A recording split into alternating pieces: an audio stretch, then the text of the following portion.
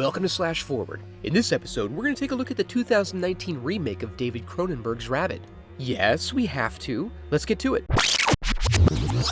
We open on Rose, our protagonist and modern woman, pursuing her career and attempting to have it all. She arrives to work late, forcing her to answer to this insufferable twat. Luckily, her misfortune perfectly illustrates the theme behind Gunther's new line, Schadenfreude, so it's all good. In each one of us, there is someone we don't want to show the world.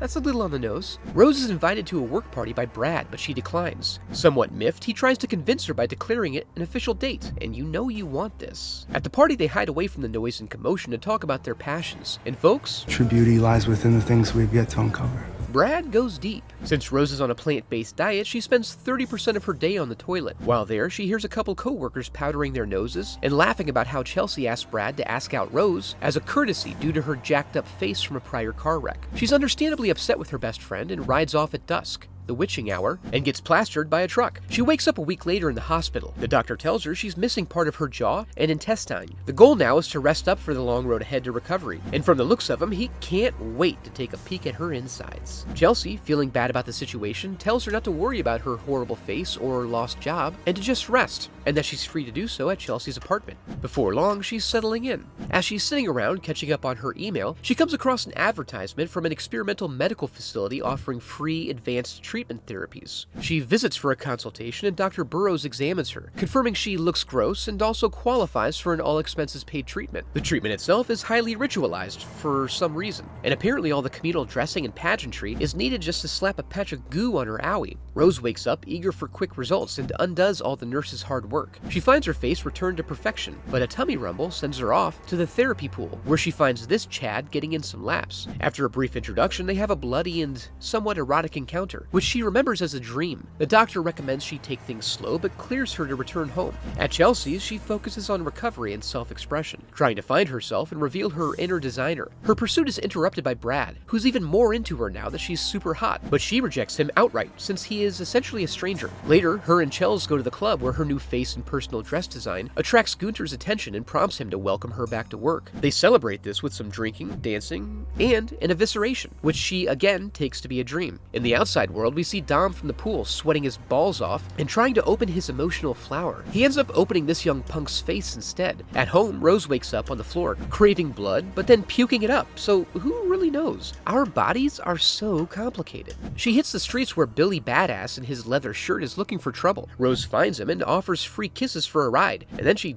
does stuff to him. Disturbed by these apparent hallucinations, she returns to the institute, where Dr. Burrows insists the visions are an effect of the medication, and her preliminary tests look fine. At a downtown hospital, we see most of our prior victims, still kicking and desiring human flesh. The CDC has been called in, and they're working to identify the strain and trace its origin. Unfortunately, Dom isn't saying much in terms of words. Brad manages to score a redemption lunch date where he tries to express true empathy by dramatically touching Rose's face. She has an understandably negative reaction to this. When she goes to check herself in the mirror, she discovers an actual physical manifestation in her mouth. She tries to excuse herself, but Billy crashes the party, and upset about the interruption of his redemption arc, Brad casually caves his head in. Back at the hospital, the CDC official is working to get his arms around this. They've identified the illness as a mutated form of rabies. He recommends a silent quarantine, and to decline casually gunning down victims whenever possible. Rose has another back alley altercation and hopes to find some help from Dr. Burrows, but gets none, so she continues to focus on her work and tries to chill out. What's up with young Brad?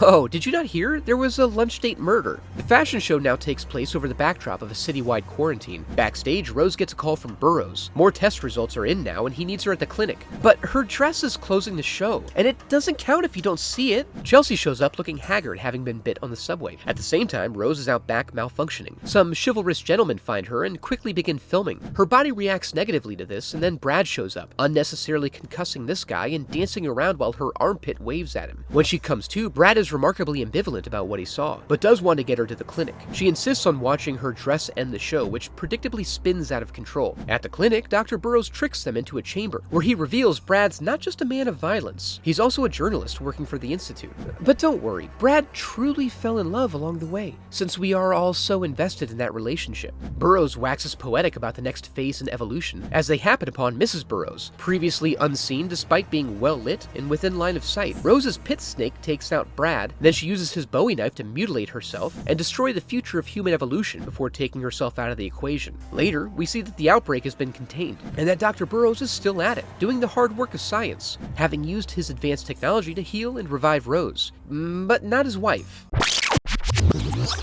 And that was the 2019 remake of Rabid, a fine horror movie that felt a little bit shallower than it wanted to be. I would put it in the same category as The Perfection or Velvet Buzzsaw. If you enjoyed the video, I'd love for you to become a part of the channel by subscribing. Thanks for watching.